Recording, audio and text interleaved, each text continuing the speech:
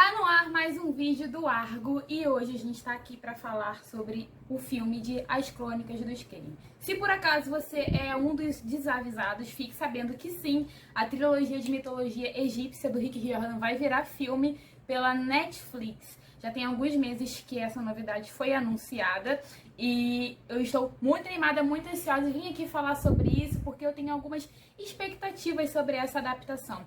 É óbvio que a gente sabe que não dá pra ficar 100% igual aos livros, afinal o nome já diz, né? É uma adaptação e o ritmo de um filme é completamente diferente, mas a gente cria assim algumas expectativas e existem aspectos ali da história que a gente deseja que não sejam alterados. E é por isso que hoje eu vim listar para vocês coisas que, na minha opinião, não podem faltar na adaptação de As Crônicas do Skane pela Netflix.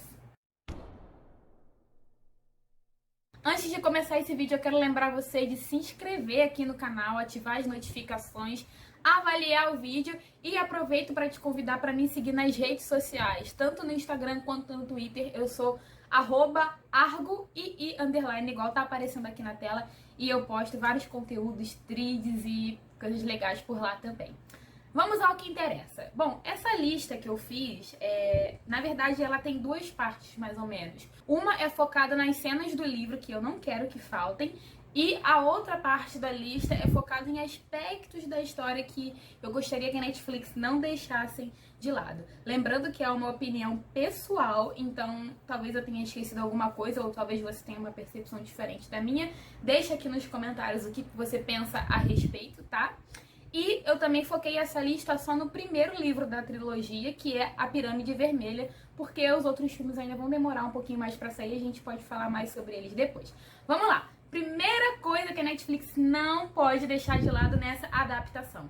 Um desejo muito grande meu é que a Netflix não mude a forma como a história se abre. No livro começa com a narração do Carter e ele diz assim: temos apenas algumas horas, por isso escute com atenção. E aí eu não vou falar tudo aqui, né, pra não ficar dando spoiler nem lendo o livro inteiro, mas eu gosto desse iniciozinho da história e quero muito que a Netflix mantenha essa narração.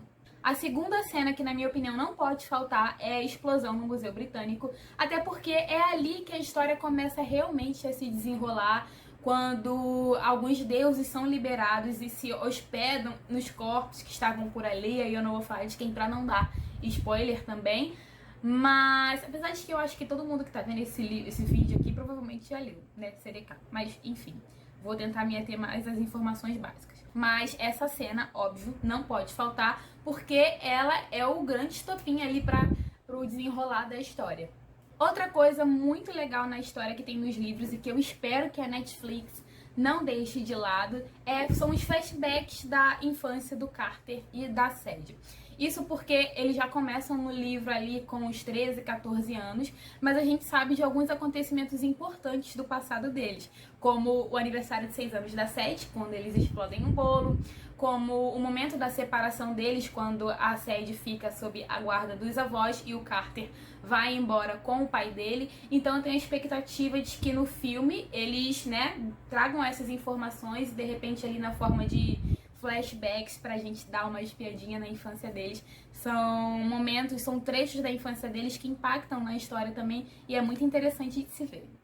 Outra cena que não pode faltar, na minha opinião, é quando eles chegam no primeiro Nomo e são treinados pela Zia. Esse treinamento é super rápido porque eles acabam sendo encontrados pelos inimigos, então não dá tempo de aprender muita coisa, mas eu gosto dessa interação entre eles porque é a primeira vez que a gente vê ali aquele trio começando a trabalhar junto, né? Então eu acho muito interessante e ali a gente começa também a ter um pouquinho mais de noção de quem é a Zia, dos poderes dela e de quem é ela, como essa personagem se insere dentro daquele universo ali. Então eu quero muito que tenha essa cena no filme. Já que a gente tá falando de Zia, outra cena com ela que eu amo é na luta contra a deusa Serket. Eu não sei se eu tô falando o nome correto aqui, porque, né, esses nomes às vezes não se pronunciam como a gente imagina. Mas eu gosto dessa cena, é mais uma cena que a gente tem a oportunidade ali de ter um gostinho de quem é Zia Rashid, dos poderes dela. E eu acho importante ter esse trecho no filme. Mais uma cena que eu acho importante é quando o Anubis transporta ele e a Sadie para Nova Orleans, na cidade alagada.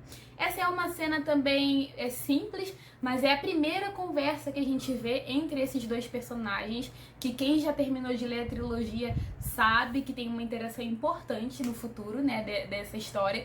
Então eu acho legal ter ali para começar a mostrar essa conexão entre Anubis e Sadie.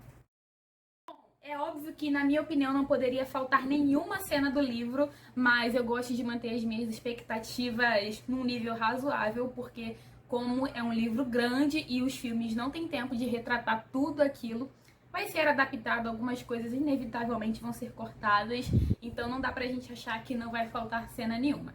Mas essas são as que eu, lembrando agora aqui, são as que eu mais gosto, algumas das que mais me marcaram no primeiro livro e que eu acho que não podem faltar.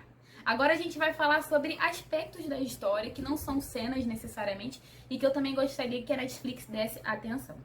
Pra começar, é uma coisa que eu acho que é até óbvia, mas é sempre bom a gente salientar, né? Porque não é óbvio pra todo mundo, que é a representatividade. Desde as Crônicas dos Kane e todas as sagas que foram publicadas pelo Rick Riordan a partir dessa, ele tem demonstrado uma preocupação crescente com representatividade. Então eu espero que a Netflix preste bastante atenção nisso quando for escolher o elenco desses filmes. Até porque alguns personagens ali é preciso ter muito cuidado para não fazer whitewashing, e isso pode ser algo que pode gerar até um prejuízo aí pro investimento que é feito no filme. Então, torcendo para a Netflix prestar bastante atenção nisso. Segundo aspecto, óbvio, fidelidade à história. Como eu já disse, a gente tem que manter as expectativas alinhadas. A partir do momento que falam que vão adaptar um livro, a gente já sabe que não vai sair 100% igual, que algumas coisas vão ser cortadas. Mas a gente espera que pelo menos o enredo, a vibe da história, a premissa, os aspectos básicos sejam mantidos, as personalidades dos personagens sejam mantidas. Eu sei que também é um livro antigo, então algumas coisas podem não ter envelhecido tão bem, e isso precisa ser trabalhado, assim como vai ser trabalhado na série de Percy Jackson e os Olimpianos. Mas fidelidade à história, na minha opinião, é o mínimo que se pode ter quando vão adaptar um livro para o cinema, para a TV ou o que for. Então, Netflix, por favor, amiga, fidelidade à história. Outra coisa que eu não quero... Netflix, por favor, não deixa isso de fora. É a narração da Sadie e do Carter. Se você já leu os livros, você sabe que a história é narrada pelos dois irmãos de forma intercalada, cada um narra ali um trechinho, porque é como se fosse a transcrição de um áudio que eles gravaram. E na minha opinião, essa narração é um dos pontos mais fortes da história, porque a interação entre eles é muito legal ver essa dinâmica entre irmãos, é engraçado, a Sadie, eles se implicando, sabe? É muito divertido ler isso e eu espero de verdade que isso esteja presente de alguma forma nos filmes.